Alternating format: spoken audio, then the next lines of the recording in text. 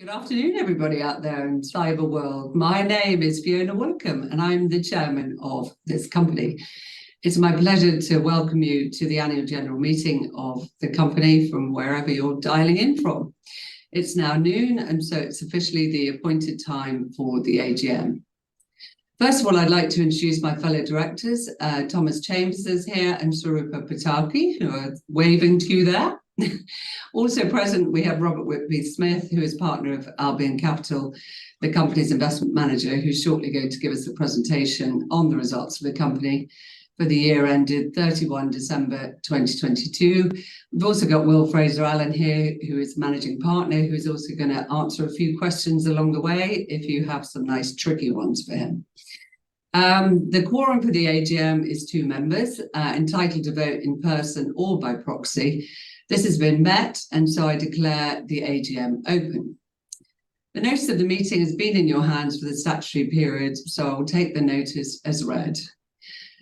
Due to the continued success, we feel anyway, of holding AGMs by webcast and to maximise engagement with shareholders, the board have again this year arranged for the Lumi online platform to broadcast this year's AGM. Members will be able to vote and participate fully in the AGM, including a question and answer session and real-time voting on the board's proposed resolutions. So before we move on to Robert's presentation, I do need to just go through the next procedural part.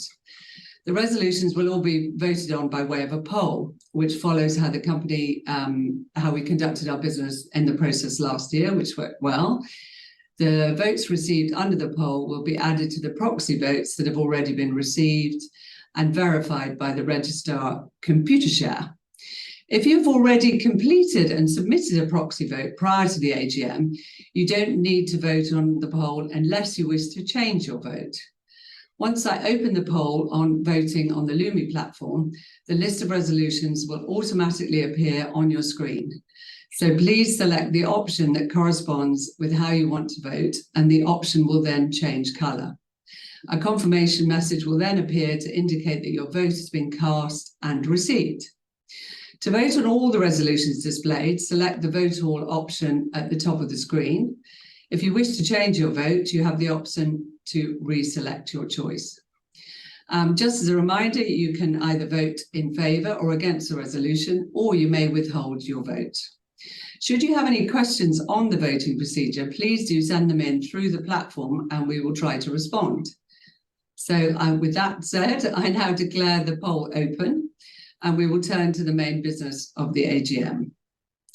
Following the manager's presentation, the directors and the manager are happy to answer as many questions from our members about the presentation or the proposed AGM resolutions as time permits us. I'd like to thank members who've already submitted their questions and queries through to the chairman's email address, and we will obviously be addressing those. If you wish to ask questions, please select the messaging icon from within the navigation bar and type your question at the top of the screen. To submit your question, click the arrow icon to the right of the text box. So with all those instructions in mind, I will now hand over to Robert Whitby-Smith for his presentation on the company. Thank you. Robert. Thank you, Fiona, and welcome everyone. So next slide, please. So as usual, I'll provide some colour on the 2022 performance, an update on our investment strategy, as well as the outlook as we see it today for 2023. So next slide, please. These are the key performance statistics for 2022.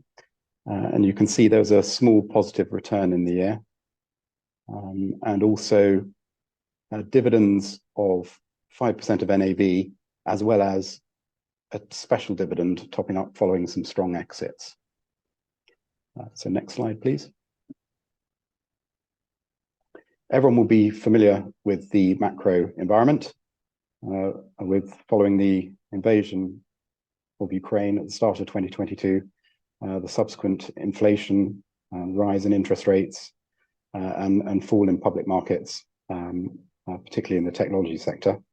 And in that context, we delivered that, as I say, that small return for 2022.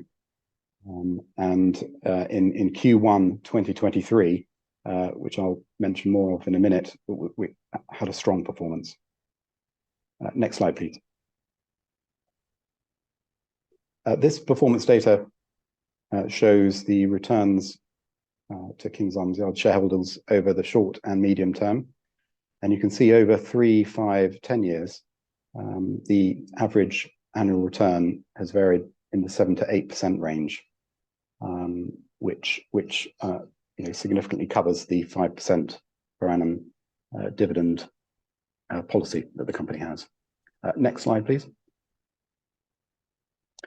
For the highlights in the year, it was a strong fundraising season. So thank you for all those shareholders that participated. The 2022 figure includes some allotment under previous offer. Exits, very strong year in 2021 when we took advantage of the strong market. European tech market has seen saw a 70% decline in exits in 2022. So it's not a surprise that exits within our portfolio were lower in 2022, but there were, and I'll touch on some of those exits later in the presentation, which delivered good returns to shareholders. Our investment rate was substantially higher in 2022 than previous year, as you'll see. And I think what that reflects is when the market became exuberant during 2020 and 2021, we were more cautious.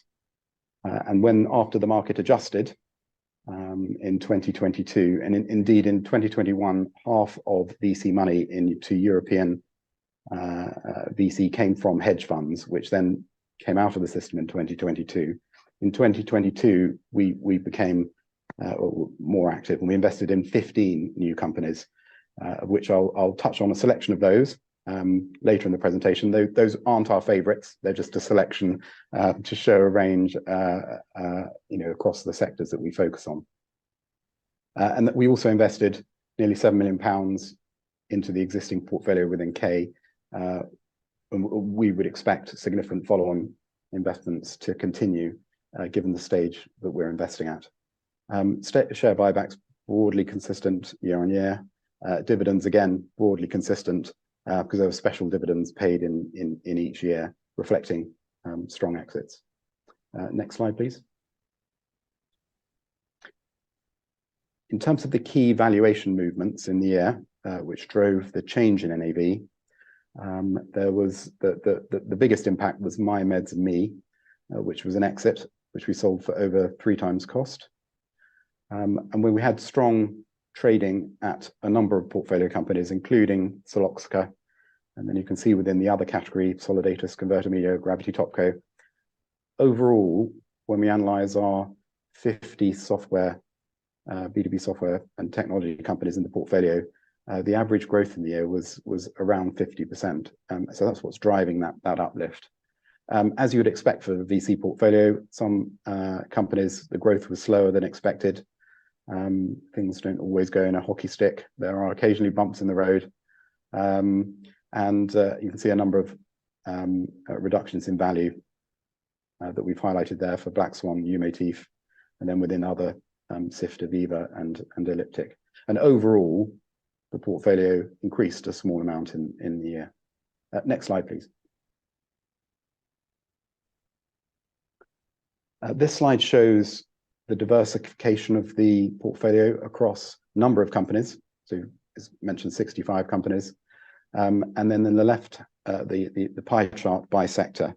And so you can see that you've got broadly, the largest sector is enterprise software, about 27%.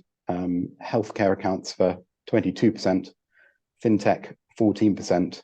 And then there's a 10% allocation to renewables. And we're not making new investments within renewables, but that sits within the portfolio as an attractive diversification and an asset. If you go on to the next slide, please. This slide highlights the diversification by stage of company. So when we invest for the first time in a company, they're typically around £500,000, £1 million revenue. And what this slide shows is that as those companies that we back grow and develop, those companies become more mature, and you've got 70% of the value of the portfolio is now held in companies with over 5 million revenue.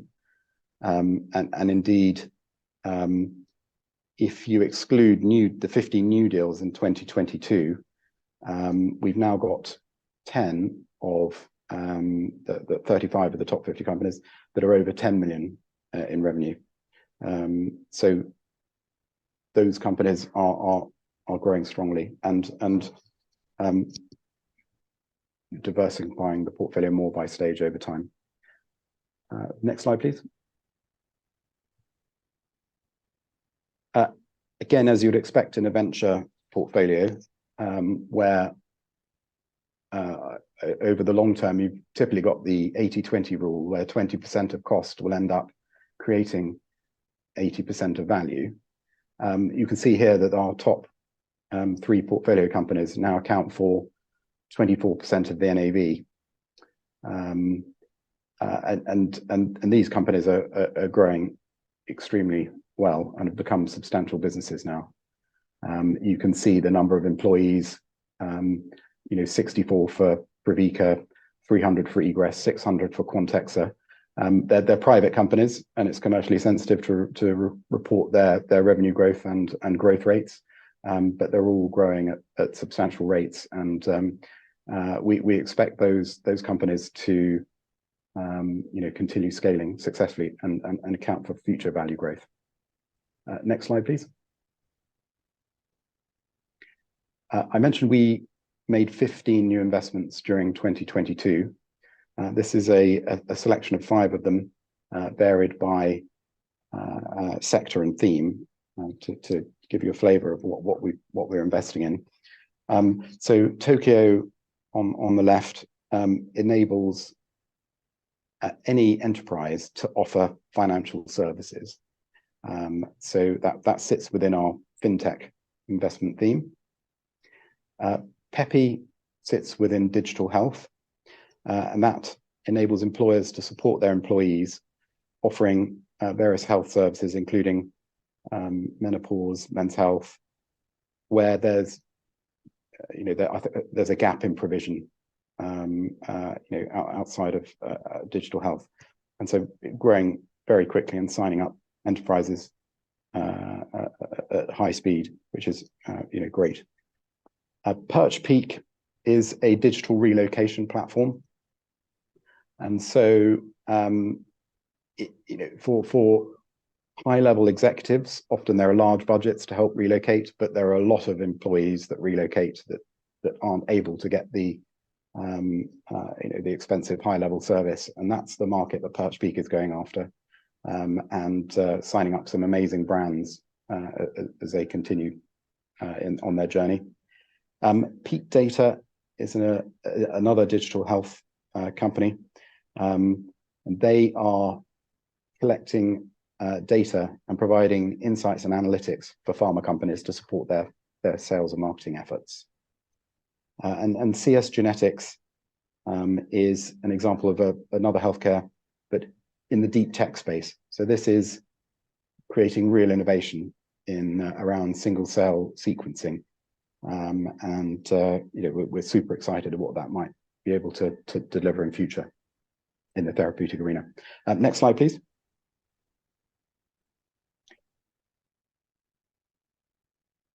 So touching briefly on to the largest investments made by King's Arms Yard in 2022.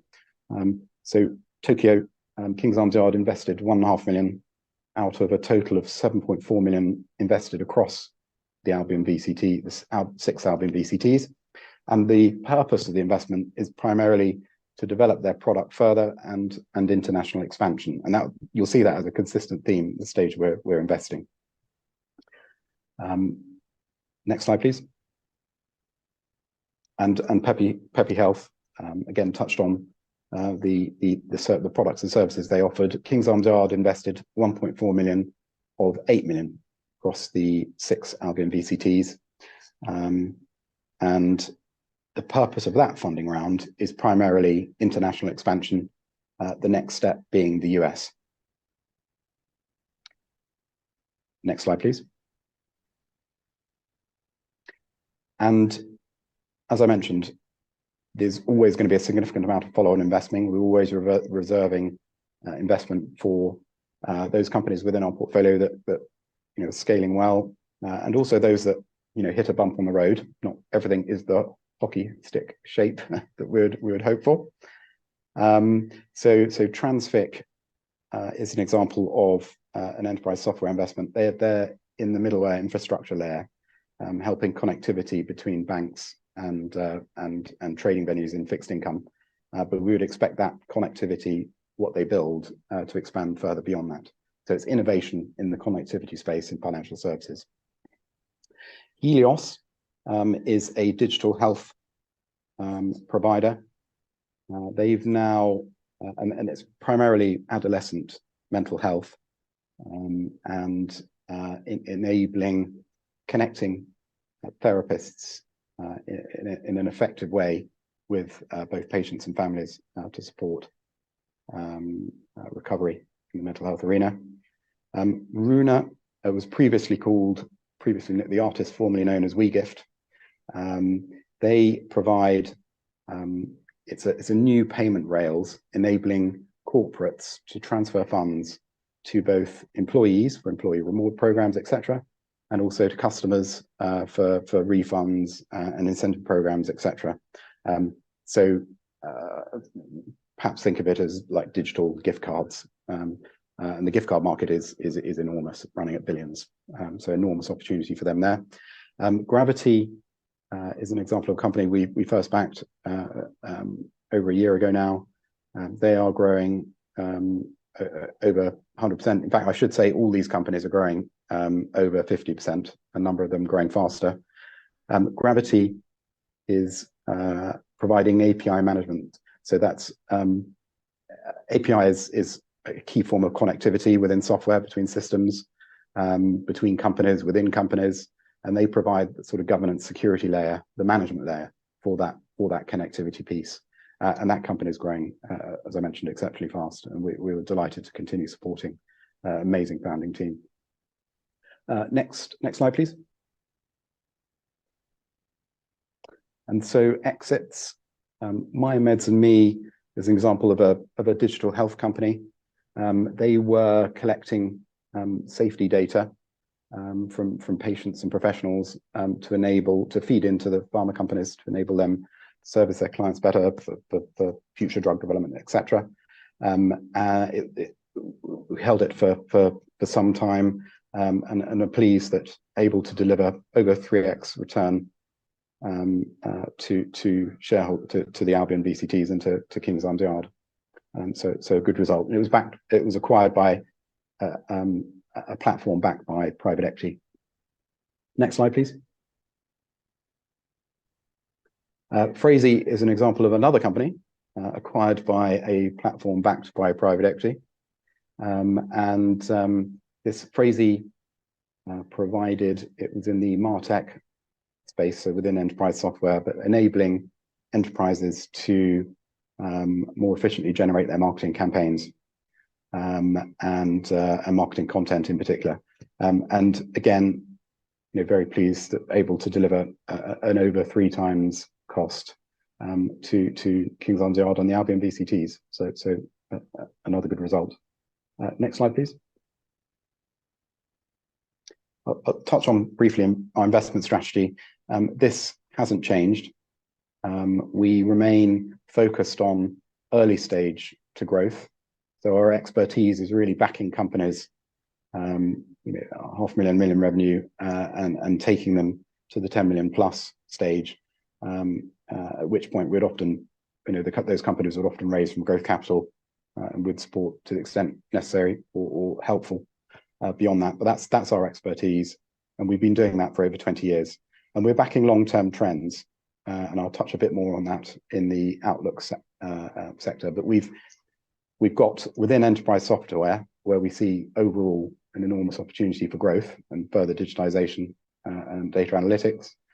And now the AI super wave coming. Within that, we then have themes. And so we're backing a lot of digital health, you can see, a lot of fintech, a lot of cybersecurity and digital risk, and data and AI. And soon you will see more climate tech coming in to the portfolio. We have our focus is on B2B. We've selected B2B partly because that's where our experience and our domain expertise is, built up over 20 years. But we chose that originally because it is a more resilient space, and we think there's a significant opportunity to build substantial enterprise software businesses over time. And so we maintain our focus on enterprise software and healthcare. Next slide, please. In terms of ESG and responsible investing, our commitment and our process all aligns with our belief that profit and purpose are mutually reinforcing. Companies that solve the biggest challenges facing society are likely to have the biggest commercial outcomes, are likely to be sustainable, are likely to deliver best returns to shareholders. So we've been on an ESG journey over time.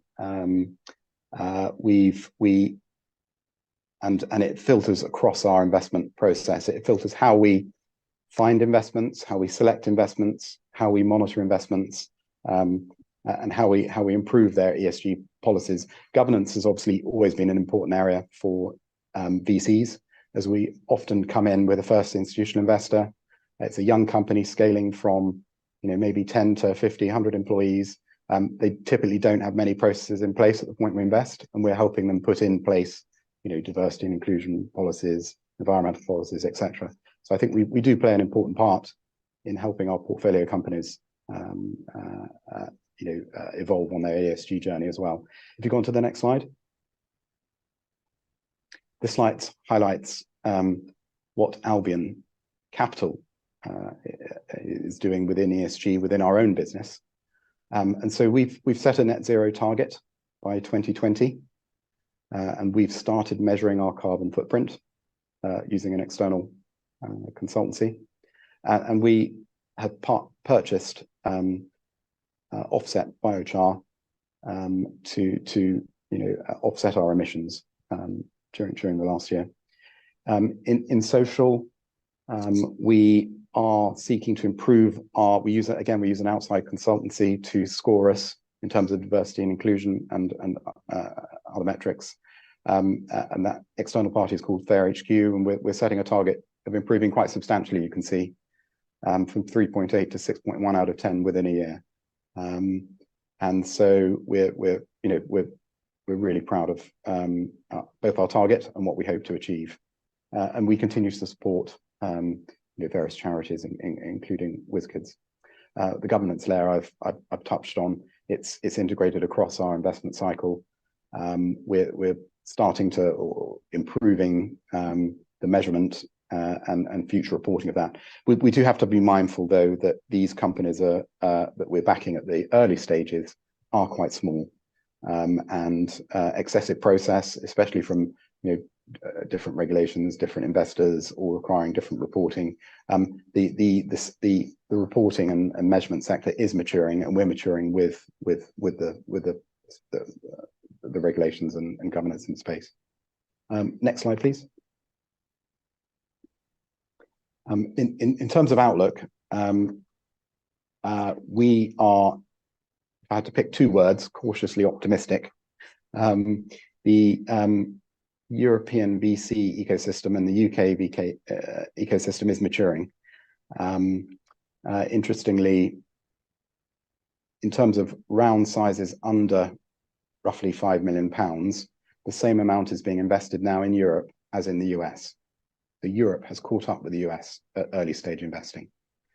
2022 did see a fall in new startups being formed, something like 15–20%. But we would argue, and we expect, those companies to be founded by very determined founders who are launching a business. We've seen the adjustment in the UK system. We think there's been a reset to a healthier ecosystem where it is a focus now on quality, doing more with less, and we believe we've got a well-balanced portfolio across our target sectors and stage of maturity that positions us well for that. We're focused on those mission-critical products and services which are designed to produce resilience, and we're backing trends within those sectors. I mentioned the AI supercycle, where we are in a real age of innovation, and we believe the UK is very well positioned to capture value with our incredibly strong universities and IP generation.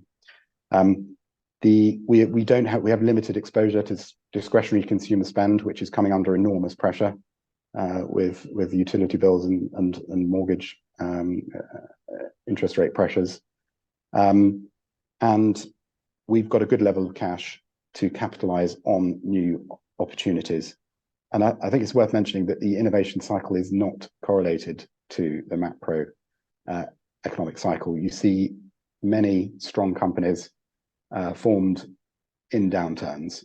So, for example, a company that Albion backed many years ago, our managing partner Will backed, called Active Hotels, which then became part of Booking.com. The investment was made, 2001, after the dot-com crash. Airbnb, Uber, who were founded just after the financial crash in 2009. But if you were to dial back further, Microsoft was founded in a 1970s downturn. So we believe we are well positioned to take advantage of some very exciting upcoming trends. Next slide. And I mentioned Q1 was strong. As you can see there, and has just been announced, it's nearly a 5% uplift in NAV. And that was primarily driven by a new funding round into Quantexa, which is public. Quantexa is, I believe, the only new UK unicorn, i.e. company valued at over $1 billion in the UK. So this is an incredible success story for UK PLC, and obviously the founders of an amazing business. So absolutely delighted to be able to announce that. Fiona's mentioned we've moved to virtual AGMs. We've seen far higher attendance rates both at the AGM and also subsequent, which is fantastic to see more engagement. But there's no replacement for physical interactions, and so you'll see on the right hand side. Please, if you're able to join us for the shareholder seminar in November, where you'll have the opportunity to meet both the King's Arms board, the Albion investment team, a number of our portfolio companies, and of course many of your fellow shareholders. And then briefly, to announce the first dividend of April, and also to highlight that post that investment in Quantexa, the top 3 investments now account for nearly 28% of NAV, which we see as a sign of success, where the good companies are breaking out. And back to Fiona for the Q&A, where she will direct all the tough questions to Will, as she's promised. To who's performing best. Thank you, Robert, for that very thought-provoking presentation. Lots to think about in terms of trends. Will Fraser-Allen, as I mentioned earlier, is also here on the call, so we'll be able to answer some questions too. And so I do invite questions from members only now. So let's give Robert a little moment off and we'll go straight to Will. Will, we've got a good question here. Could you please comment on the impact of any change in valuation methods and outcomes which would result from a higher discount rate being applied because of much higher interest rates? Thank you, Fiona, and hello to all our shareholders virtually. Great to be here. That's a very key question. Who would have expected that we'd be sort of knocking on the door of interest rates as that are predicted to get to 5%, and gilt rates similarly high. So that does, as our shareholders point out, does give rise to higher discount rates, and that has an impact on valuation when you look at future cash flows. So if I look at the portfolio, there's probably two areas to highlight. First, I'm just going to pick the renewable energy portfolio, because that is very discounted cash flow driven when we ascribe valuation to it. It's quite interesting what we've seen there, and having just revalued that portfolio of March, is that the effect of interest rates has led to discount rate going up by 1% for each of the different wind, solar, hydro. So that obviously has a knock-on effect of reducing valuation. But what's been very interesting is, and interesting from a valuation perspective, not so interesting for the UK at large, is that has been almost exactly countered by increased inflation, because much of the income from our renewable portfolio is linked to subsidies, which are in turn linked to RPI. So effectively, your discount rate has brought valuations down by as much as inflation has brought them up. So we're roughly net zero. Just for as an aside, power prices are broadly similar year on year because they've spiked and then came back. So that's the impact of higher interest rates on the renewables. If we look more broadly to the impact on our technology and healthcare businesses, which is the bulk of our portfolio, we value those by looking across to the evaluation of quoted technology businesses, both in the US and the UK. And then, so what we have seen there is some really quite dramatic decreases in valuations. So decreases in the PE multiples applied. So effectively, what has happened is interest rates have risen. That has led to the comparative multiples coming down, which in turn is reflected in our valuation. So it's the higher interest rates through the reduced multiples is the impact. Okay, that's great, Will. Thanks for that comprehensive answer. Got another question, interesting one. Could we please have hybrid AGMs in the future? Which actually I'll answer. Let's rule nothing out, let's rule nothing in. We've spent a lot of time with Albion and looking at how the rest of the market is, performing with their AGMs. It is our desire as a board to engage with as many shareholders as possible. And what we discovered from last year, particularly, we've managed to increase our engagement, not only online today, we'll have lots of people dialing in, but also people watching it online as well afterwards. So we feel that there's really good engagement, and really hope that a lot of our shareholders will come along, as they did last year, to our shareholder seminar, which is actually, if you like, the more interesting part of the day. Of the whole business of things, where you get to talk to businesses and the people that are actually managing our portfolio and get to meet the directors. But it is a very interesting question, and as I say, we're keeping everything open. I'd like to say I'm not a deep fake today, I'm a real person. It may be that in the future that we go even more hybrid or online or virtual. So we're keeping a very, very open mind. But it's a good question, but at the moment we feel we're getting really good engagement, really good questions, and people are able to participate in voting as they can today online. I've got another question which has come in actually and I'm going to direct this one to Robert actually. The portfolio of investments is spread over a surprisingly large number of companies, around 60 currently. Does this not dilute the level of management time and expertise that can be devoted to each of the investment decisions and the companies being supported? Well, firstly, thank you for the question. It's a very good one, and we're always asking ourselves how much time to devote to which portfolio companies. It's something we always have on our mind. I would say it's probably the right number of companies for the portfolio size, scale, and you'll see that across similar VC portfolios. It is a game of outliers. So historic statistics show that seed fund to unicorn status is about a 2% conversion rate. So one would have to be very bullish to place a very small number of bets to try and capture those. No one can predict. You can see when the right ingredients appear to be in place, and you can help founders and support founders build out the teams and develop. But you can't predict at the start which is going to be the amazing outcomes. And I mentioned that 80-20 rule, where typically 20% of cost turns into 80% of value in a VC portfolio. We do have quite a large investment team. So we've, including Will, the managing partner, we've got 5 partners leading investments, and we're all quite long in the tooth. We're very experienced, with an average, I think, of about 18 years with Albion. In addition, we've got 5 investment directors, which are also senior investment executives, an investment manager, 2 investment associates, and 4 on the platform team, which support portfolio companies.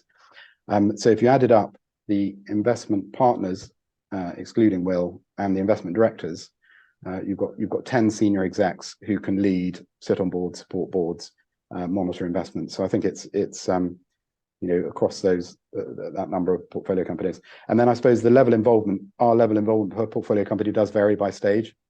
So very early investments, typically we're not, it's primarily an angel-led round, an EIS-led round, and it's angels leading and helping support the company.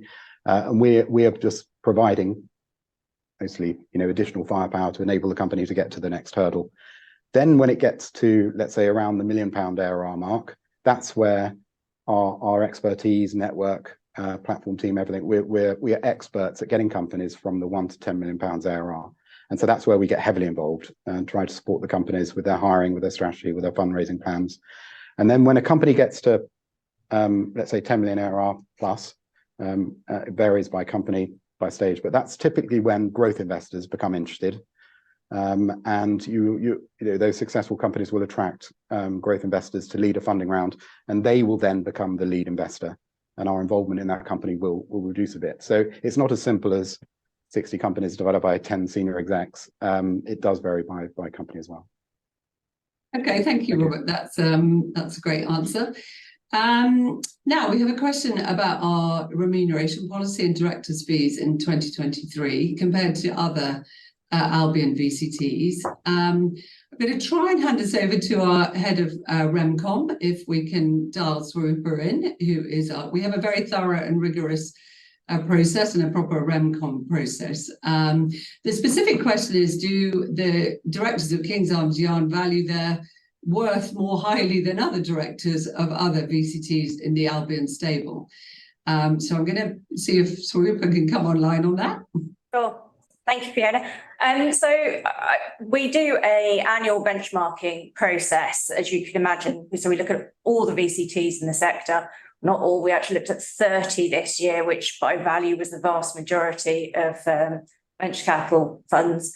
And in doing that process, we realised that we were sitting towards the bottom end of that, and we wanted to move ourselves up to average. And the main driver of that was actually where we are in terms of recruiting. So we're needing to recruit new directors, especially replacing John Chiplin this year.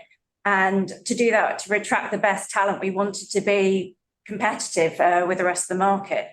I think it's generally considered that non-exec fees are going up across the whole space, and the investment association themselves have sort of said that is something they would expect given the amount of regulation and scrutiny over non-exec roles. So that's, we don't value ourselves more than the rest of the Albion portfolio, but we had specific reasons that we wanted to go up this year.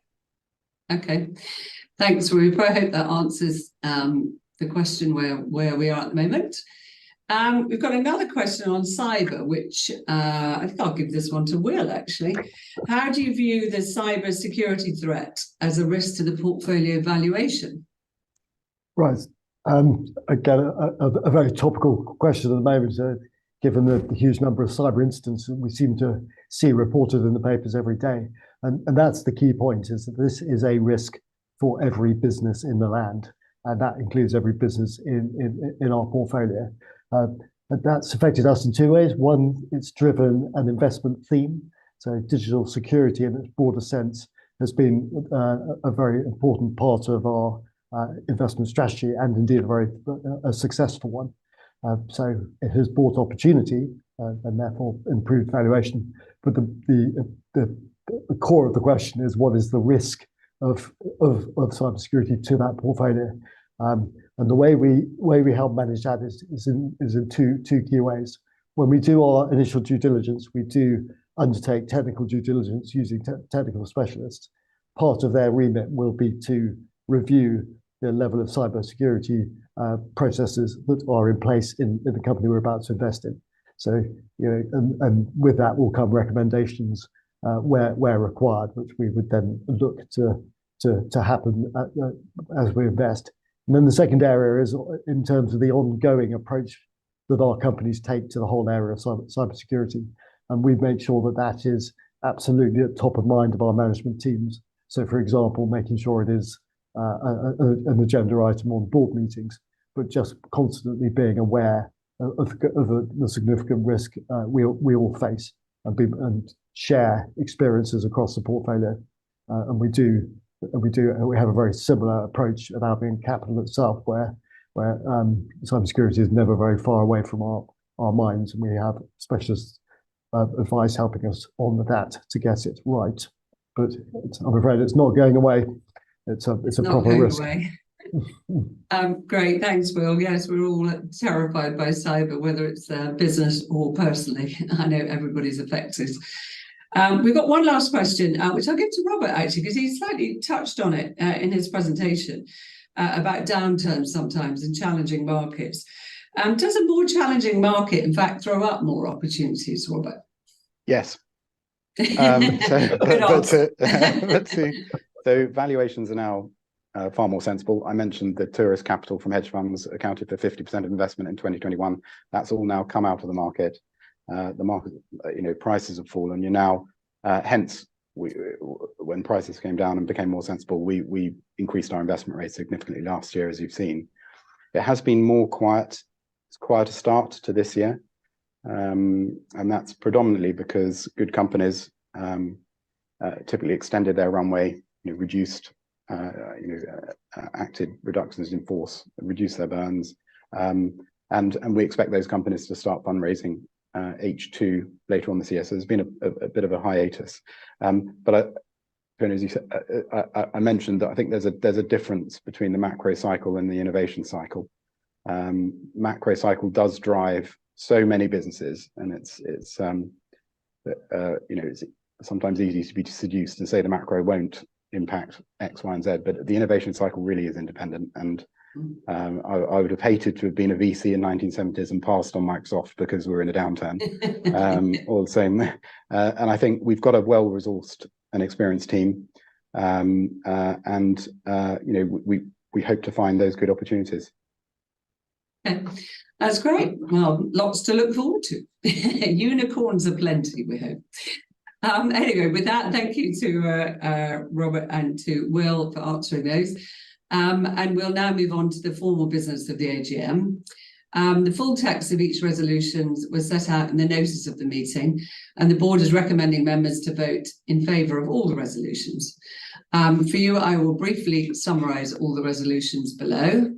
The first resolution is to receive and adopt the company's accounts for the year ended 31 December 2022, together with the strategic report and the reports of the director and the auditor.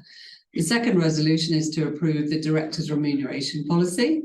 The third resolution is to approve the director's remuneration report for the year ended 31 December 2022. The fourth resolution is my own re-election as a director of the company. The fifth resolution is the re-election of Thomas Chambers as a director of the company. The sixth resolution is the re-election of Swarupa Pataki as director of the company.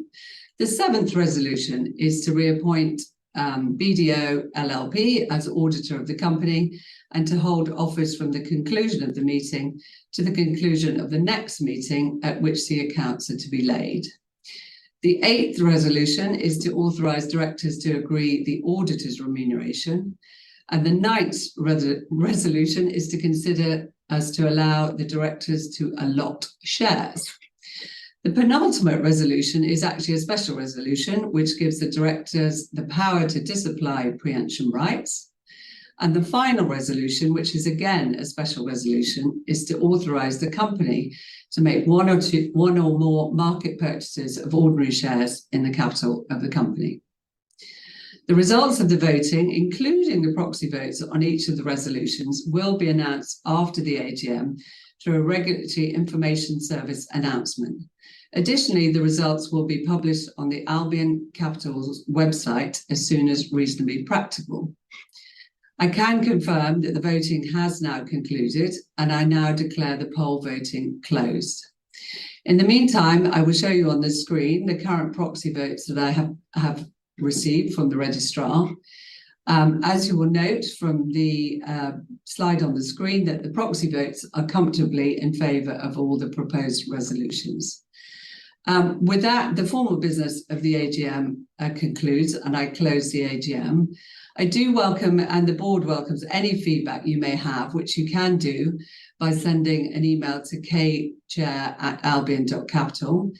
And as I close the AGM, I thank you all for joining in, for voting, for your questions. And I really hope we do see many of you at the shareholder seminar on the 15th of November this year. And stay safe and well. Thank you.